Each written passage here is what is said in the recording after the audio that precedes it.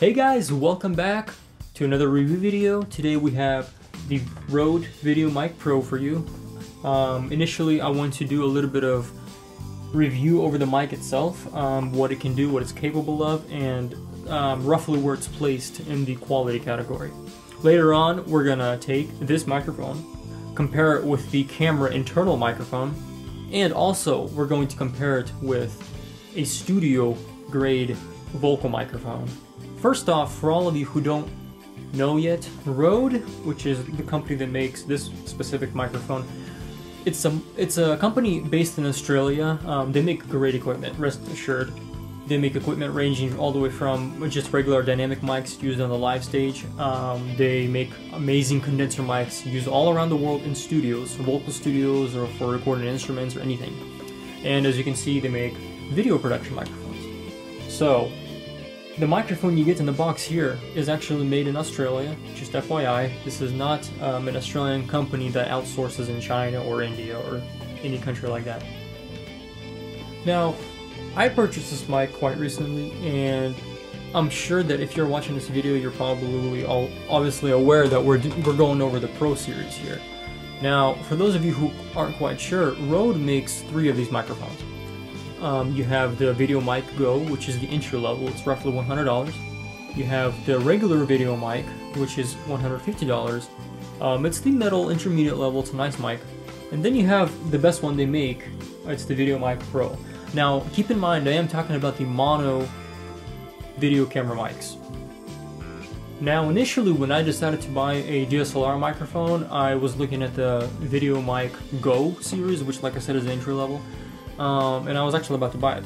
But thankfully, some of you thoughtful people put reviews on video about that microphone, and I realized that it's not that good. I mean, you are paying $100 for it, but things like floor noise and that wind noise and a lot of general white noise that a microphone catches while you're recording, they were all there. And even though, like the frequency range, even though it says it's from 40 to 20,000 hertz, it didn't feel like it. It felt very thin to me. So anyway, I said, okay, well, that's okay. I'll look at the VideoMic, which is the middle level. It's roughly, like I said, $150. And I actually almost bought it too.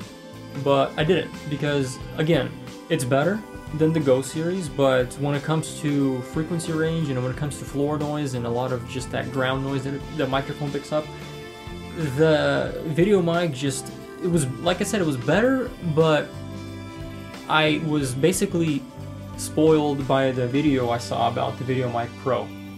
So the VideoMic Pro starts at roughly $200. Stores like B&H and Best Buy will probably sell it to you for, I think it's like $213. You can buy these things in sets of packages. Like you'll get the VideoMic Pro, and like I did, I actually got this wind muff with it. And this is what they call a dead cat wind muff. Just in case you're wondering, that is a real term. So, what comes in the box? Well, you get the camera box itself, obviously, as you can see on my table here. You get replacement shock mounts. These are rubber deals that spring load the microphone so it's not touching the mount itself. I'm not quite sure what they're called because I'm not very smart. As I mentioned, this I got this alongside with the microphone it was kind of like a bonus thing, so it was a good deal, really. You get the owner's manual here, which is pretty good. I mean, it's in English, so it explains how to change the battery and stuff like that, because yes, this is a battery powered camera over here. It uses a 9-volt battery, which it does not come with a battery, so you have to put that in yourself. And by the way, just a hint for those of you guys who don't like reading the owner's manual like me, I like to try to fix things, and then when I realize it's not working, that's when I start reading the owner's manual. It's easier to put the battery in here with this protector off, which slides off. Just be very careful with it. You also have obviously the cable and the 3.5mm jack, which looks just like a headphone jack, really.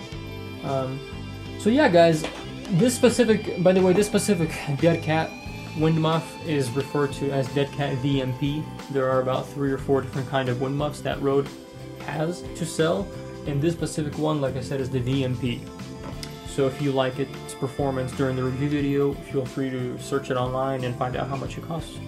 Or like I said, you can get the mic with it. So, as you probably already know, the microphone comes with the on-off indicator light, and a high-pass filter, as well as +20 and -10 decibel volume input.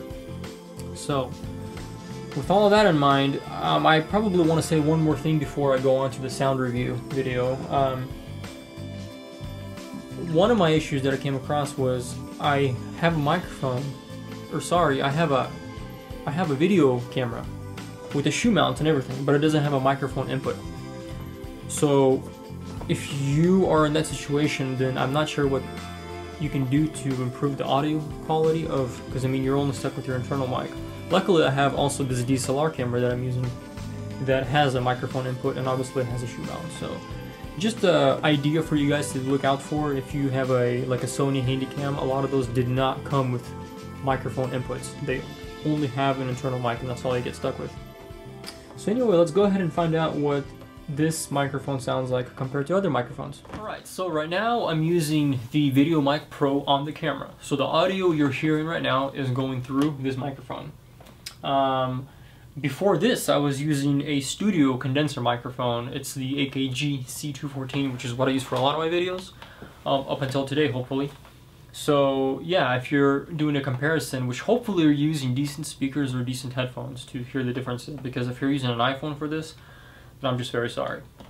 So yeah, let's go on and find out what the internal microphone in the camera sounds compared to this. Okay, so right now we're using the internal camera microphone. I'm about 8 feet from the camera itself. There's some wind outside. You probably will be able to hear it on the microphone. I'm also going to list the wind speed in case that's going to be helpful as a reference. Notice for sounds like the wind hitting the microphone, and also look out for sounds of leaves on the trees, because a lot of that sounds a lot like the floor and ground noise that you get from the internal camera. So you want to be looking out for that kind of a sound.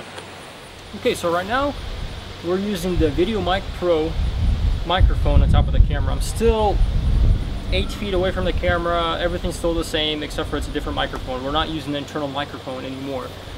Do bear in mind though, I do not have this wind muff on right now. It's just that it's from the foam protection on it right now. So yeah, let's compare it to now with the wind muff. Okay, so right now we have the VideoMic Pro and the Dead Cat wind muff, the VMP Dead Cat wind muff on the microphone.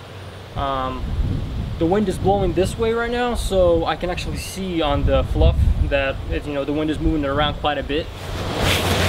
Alright guys, same deal again. We have the VideoMic Pro microphone with the Dead Cat wind muff on it. Except for now, I made the microphone to where it's +20 decibels, so technically everything's supposed to be louder.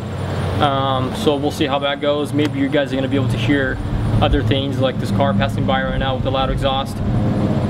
Not sure if that's going to be caught in the camera or not, but we'll see. It's supposed to be directional mic, so it's supposed to be wherever it's looking at, which is looking at me right now. So it's supposed to be, in theory, picking up my voice as opposed to all the things around me right now. Last but not least, I have everything the same except for I made the microphone input at -10 decibel. So technically everything's supposed to be quite a bit quieter right now. Not sure if that's a good thing or not. We'll find out. Maybe the wind and just being outside in general requires less audio input on the microphone. Who knows? We'll find out, I guess. So hopefully you guys were able to get a decent idea of what this microphone is capable of doing and whether or not this microphone is for you. Like I said, it's roughly $200, and it's definitely more than the entry-level Go series, but the question is $100 extra worth it or not for you? Hopefully the audio comparisons will be able to tell.